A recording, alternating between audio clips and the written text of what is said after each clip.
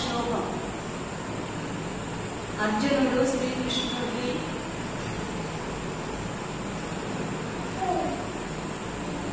జ్ఞానం ప్రపంచంలో అన్నిటికంటేనూ పవిత్రమైన వస్తువు గురించి అర్జునుడికి బోధిస్తున్నాడు.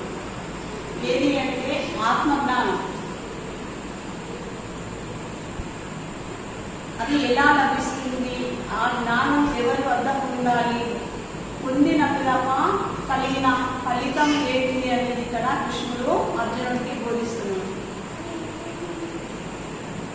గురు శాస్త్ర వాక్యములందు శ్రద్ధ గలవాడును, ఆధ్యాత్మిక సాధనలందు తదేక నిష్ఠతో కూడినవాడును, ఇంద్రియములను జయించిన వాడు మనిషి జ్ఞానమును పొందుతాడు. అట్లు జ్ఞానమును పొందినవాడే అతడు పరమశాంతిని శీఘ్రంగా పొందగలడు. ఏ కార్యమందైనను శ్రద్ధ అధికంగా ఉంటేనే సత్ఫలితములు చేకూరు. గురువునందు కానీ, దైవమునందు కానీ, శాస్త్రమునందు కానీ జీవునకు ఎంతెంత శ్రద్ధ అధికంగా ఉండునో అంతంత ఉత్తమ ఫలితములను వారి వలన అతడు పొందురు. ఇది తప్పక మేలు కలిగి ఉండును అను అచంచల విశ్వాసంతో సాధన చేసినచో అది సిద్ధించినో లేదో, దీనివల్ల లాభం ఉండునో లేదో అను సంశయము ఉండరా.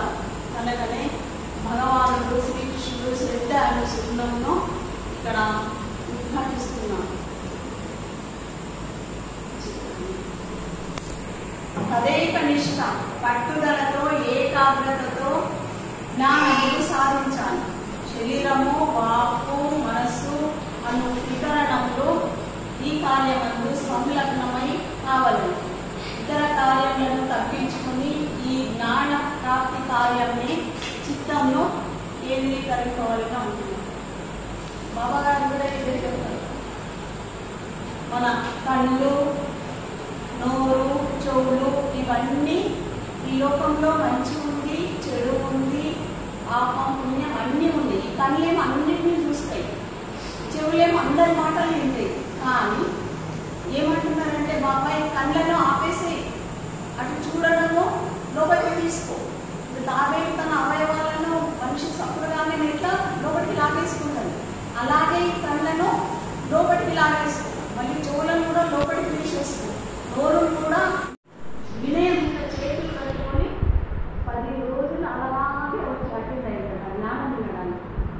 ఈయన రోజు చూస్తున్నాడు అలాగే ఉంటున్నాడు కాబట్టి విమర్శ అందరికీ విమర్శ నాకంటే ముందు వచ్చి కూర్చున్నాడు. మళ్ళీ నా పారాయణం అయితే జ్ఞానం విన్న తర్వాత మళ్ళీ పూలమాల సమర్పించి సాష్టాంగంగా నమస్కారం చేసుకుంటున్నాడు. ఇంత వినయం, ఇంత శ్రద్ధ ఎక్కడైతే ఉన్నదని చూస్తే అందరూ పారాయణమైన ఆయన లక్షణాలకు సమర్పిస్తారు కదా. కానీ ఈయన మాత్రం ఏం మాట్లాడుతుందంటే, ఓ మహర్షి ఒకసారి మా ఇంటికి రండి, వాళ్ళందరూ డబ్బులు తీసుకున్నారు, కానీ నేను మాత్రం మిమ్మల్ని అవమానిస్తున్నా, ఇంటికి రండి ఓ మహర్షి, మీరు మహర్షి కావాలండి. సరైన ఒక నిర్ణయానికి ఒప్పుకొని ఒకరోజు టైం ఇస్తారు. మధ్యాహ్నము 3 గంటలకు టైం ఇస్తే 2:30కి ఆయన పెద్ద కాలు పంపిస్తాడు. సేవకులను కారు పంపిస్తాడు. పంపిస్తే ఆ కారు వెళ్తాడు. ఆయన ఒక పెద్ద ఐదు మీద ఇల్లు పెద్ద భవనం ఉంటుంది. ఆ భవనంలో సేవకులు, పరిచారకులు అందరూ ఉంటారు. అప్పుడు ఆయనకు చాలా అవమానం పలికి తమతో అవమానం పలికి వాళ్ళ ఇంటికి వాళ్ళకి అందరూ ఆయన ఒక దేవుడుగా పువ్వులతో పూజిస్తారు. అంత వినయం ఉంటుంది కదా. ఇల్లు చూసినా భోజనాలు బట్టలు అన్ని వెండి పాత్రలు, బంగారు పాత్రలు.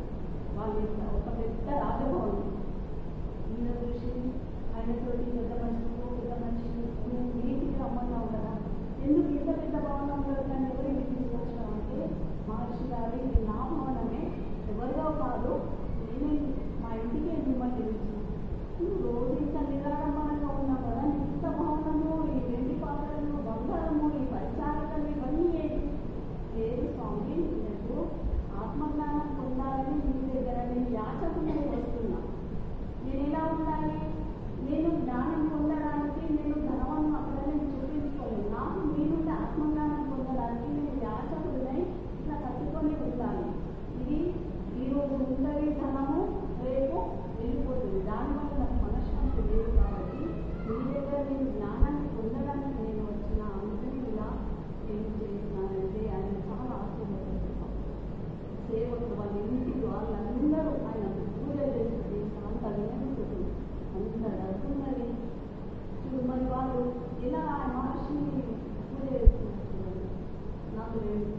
ఆత్మీయులైన అది ఏం పర్వాలేదు కానీ నాకు ఆత్మజ్ఞానం